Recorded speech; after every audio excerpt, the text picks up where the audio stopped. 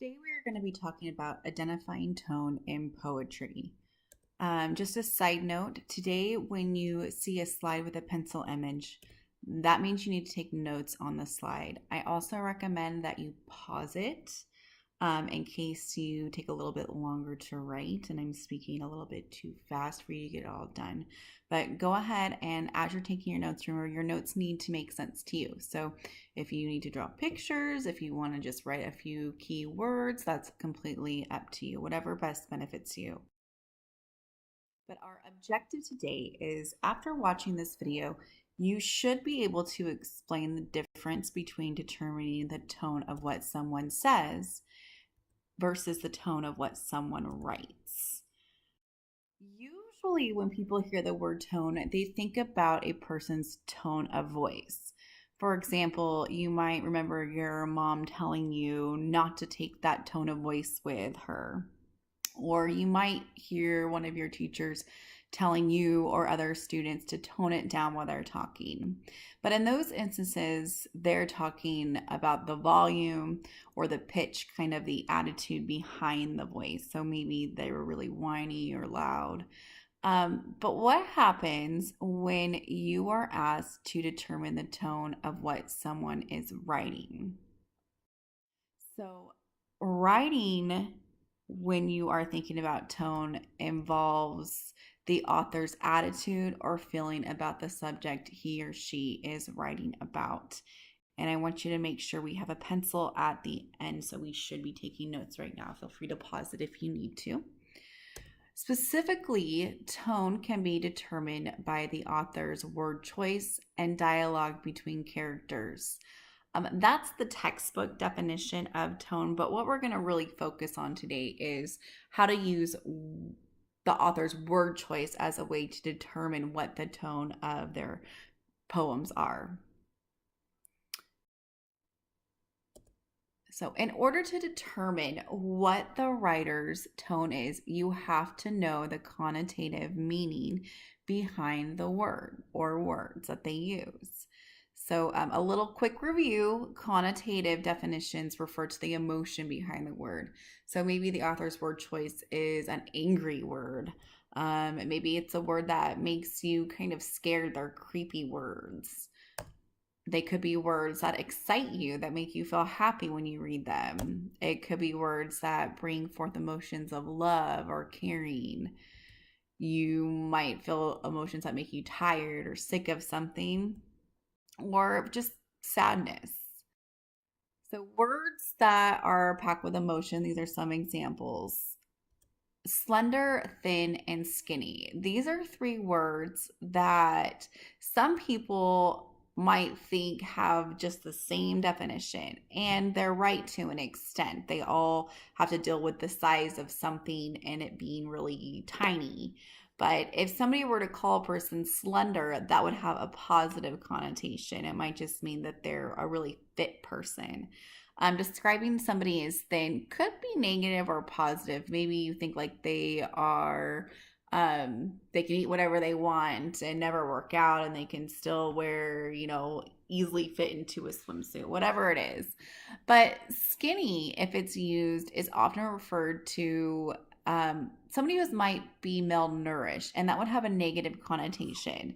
So if you were to see one of these words being used in a poem and the author's describing somebody as skinny, you might think that they have a negative feeling about them, that the tone is negative. To where slender, they might be describing something that they love and they care about as this slender person walking around the hallways. Another one is childish, childlike, and youthful. And those words, for all intents and purposes, have similar definitions, but I would much rather be described as a youthful person, meaning I just have a lot of energy and I never, I could get 2 hours of sleep and I'm happy, as opposed to childish, which might be described as somebody who's immature. Or if you saw a poet describing somebody as having childlike wonder, it could be positive, it could be negative. It might mean that they're naive, which tends to be negative. It means they don't know a lot about the world, or that they maybe have a positive look on life. So it just depends on how you personally take it. Another example is interested, curious, and nosy. And I'm sure we've all at some point in our life have been exposed to somebody who we think is nosy, somebody who sticks their um, nose into business that doesn't belong to them or isn't anything that they need to know about. As opposed to a person being described as curious might just mean they have um, a natural sense of wonder. They want to know why something works the way that it does or why somebody is living in a certain area as opposed to a different one. So, and then interested is kind of more of a positive. Somebody's interested in something, they really want to know all about it. So, if a poet was describing somebody as curious, you might just think that they have either a neutral feeling about them or a positive. But if you're being described as nosy, it's definitely not a good thing. And then there are words that just standing alone without having other words that mean similar things, you would have to know the connotative meaning behind it based on the words used around it. So maybe the word snake is used in a poem and they're describing a person as a snake. And that usually is going to mean something negative. A snake is somebody you can't really trust. Diverge. This is a word that we're going to see in the poem by Robert Frost, The Road Not Taken. And diverge, by the definition from the dictionary, means to split off into two. But to diverge means that you're kind of making a choice to where you're having to go one way or another. So it has not a negative or a positive, but it definitely has an emotion of confusion that a person could be feeling. To diverge from something means that you're having to make a choice to where maybe you really want to go one way, but you know the best thing to do is to go this way. So it could have like a melancholy type of connotation behind it. And then we're also going to see this word in Robert Frost's poem, to sigh. And the definition is just means to let out air. But connotatively, sigh is going to mean that you are upset, that you are sad, or you're perplexed about something. And so, with all the three words on the bottom, you have to look at the surrounding words to see what context is being used and to determine the tone that the author is trying to give the reader.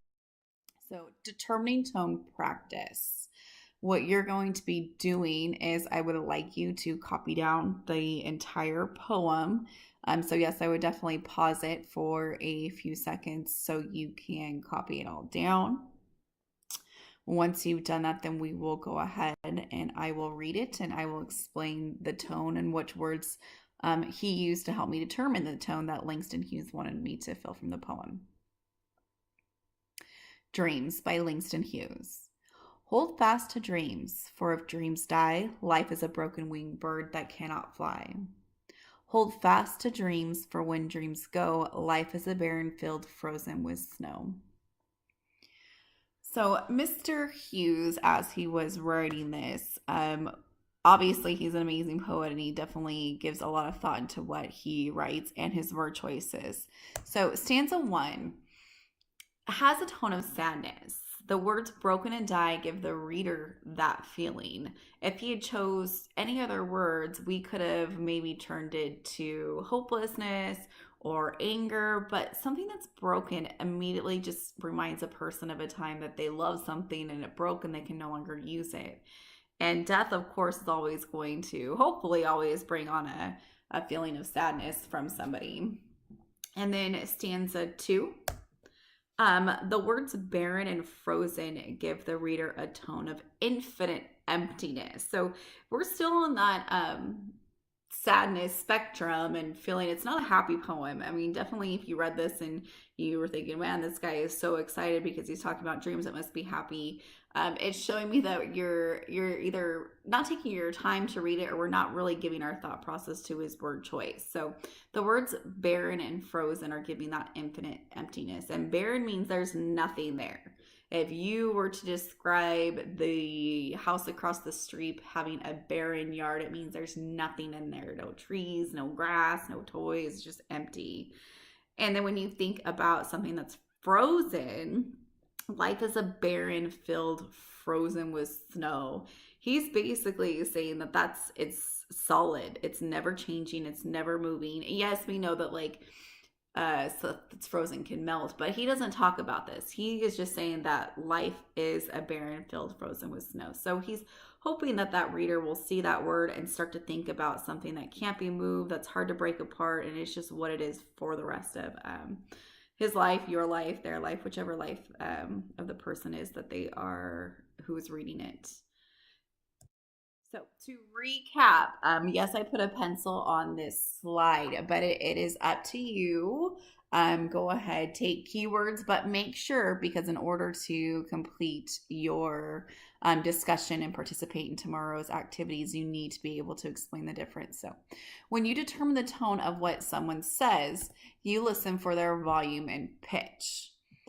But when you are determining the tone of what someone writes, you're paying close attention to their word choices and the connotative meaning behind the words.